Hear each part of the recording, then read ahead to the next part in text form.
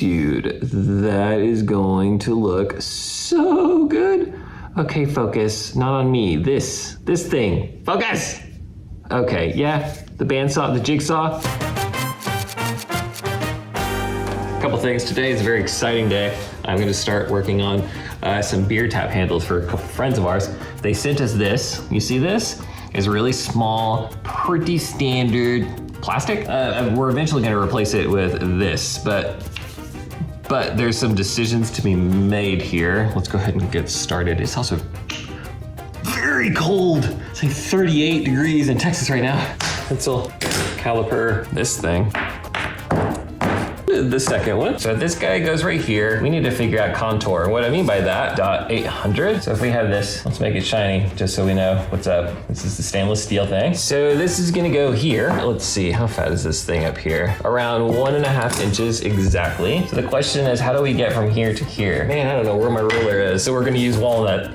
We could do something like a straight taper where it just goes straight down on both sides. Then we could double the edges right here. We could also do something like this, right? So this is like more straight down and then eventually it turns into a taper. So it's gonna almost look like a beer bottle or a Coke bottle. Now there's no right or wrong answer here and I hate that. I wish that there was a right or wrong answer because these are both cool. I think that these are both awesome. I just can't decide which one. And I will say that looking at it, I think that my rounded bevel will be more aggressive. It'll be like this. Well, I did some research just now on my phone and it looks like this one is like the clear winner.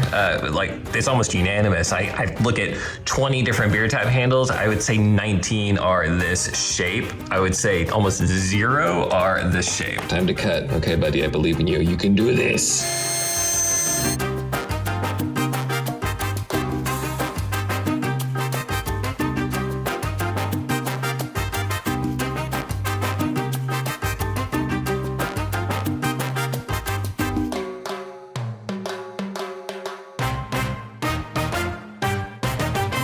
Dude, it's gonna be so perfect. This is awesome. Dude, the aftermath is just epic. Look at this.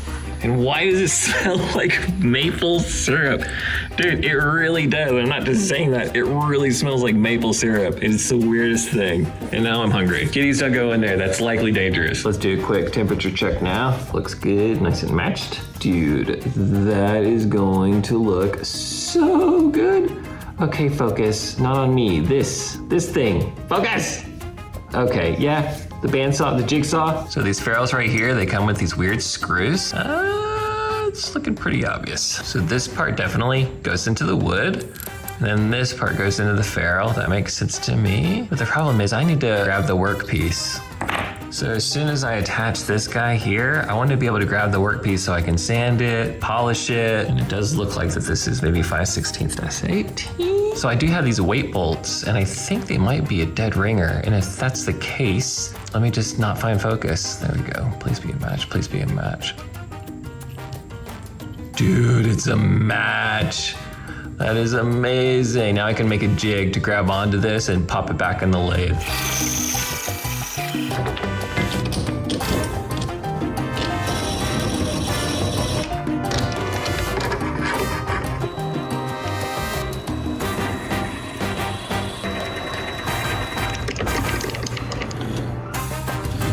The moment of truth. It's the moment of truth. Guys, I've been in here for too long by myself. I'm starting to get weird. That's good. That's real good, man. All right, moment of truth. So this is the ferrule from earlier.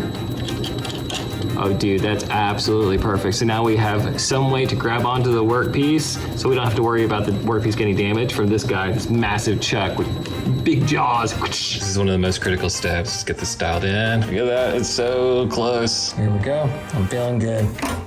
Feeling less good. Feeling good again. We're good. All right, let's do a test right here. So far, so good. Nice and smooth. That is absolutely beautiful. And this is my fake tap right here. So theoretically, it would just slide on here. Yes, yes, yes, yes, yes. Absolutely beautiful. All right, it's time to sand this bad boy and start rounding off some of these hard edges. It's looking really good. It's time to bevel the edges. Been looking forward to this part. Yep, going cross-eyed, need to take a break. Talking to myself. Yep, maple syrup, guys. Just as soon as I cut it, maple.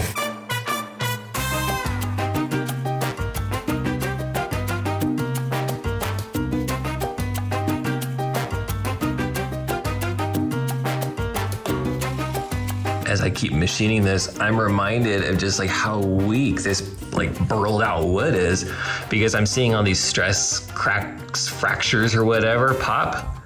And I need to hurry up and seal this. Like once I seal it in epoxy, it'll be good to go. But in the meantime, I have this really thin super glue and I'm finding all the little hairline fractures. Come on, focus. Work with me here, work with me here. Come on. Like right here, for example, I mean, this super glue is so thin. It's like thinner than water, so you can actually like get in and work into the cracks. Whew. All right, let's seal this bad boy up. I have some epoxy here. I love the color change. It's so satisfying. So pretty. Hey, Strider. It turned out so good. I have this sacrificial piece right here. This is one of the ones that I dinged up in the process. So I'm using it as like a holder that I don't mind getting juice on. Hey, but how you can get it off? How you get it off from the Look, that's a future Eddie problem, okay? No, man, that's not how I work. Yeah, can you send them like a spinning wheel, like a lathe? So I don't know if you guys can hear it over the buzzing, but Strider thinks that we should just incorporate the spinning permanently. Like give you some batteries, some AA batteries, and just some spinning device. Like zzz. It's gonna work itself into the poles, and which is what we want because it was falling apart, and this is going to just make it rock solid again, bulletproof. Like absolutely bulletproof. I've seen it time and time again with the pull cues, and it's the coolest thing. Yeah, I can already see it starting to dry up a little bit, and that tells me that it's drinking. It's just drinking it up. So I'll add another layer before I walk away. This is not even the final layer. This is just the sealer. Sort of a sanding sealer, but not. I just need to reinforce everything, and then this is gonna give me a nice base layer to put the finishing top coat on. I think the general consensus is most people really dislike the finishing step the most when they do stuff like this, and I totally agree. It's so time consuming because this guy has to spin for like 4 hours, and then I put another coat on, and then that's another 4 hours, and then after that I need to let it cure at least for a few days before I can start the top coat. All right, before I take a blowtorch to this thing to pop the bubbles, I'm gonna see if it'll naturally gas out, because often it'll do that by itself. Well, guys, I think that these are pretty much finished, and I just can't tell you how proud I am. They look absolutely beautiful. Well, y'all, I hope you enjoyed watching me make these guys. I'm gonna box them up and ship them to their new owners. All right, guys, hope you enjoyed this episode. I'm out.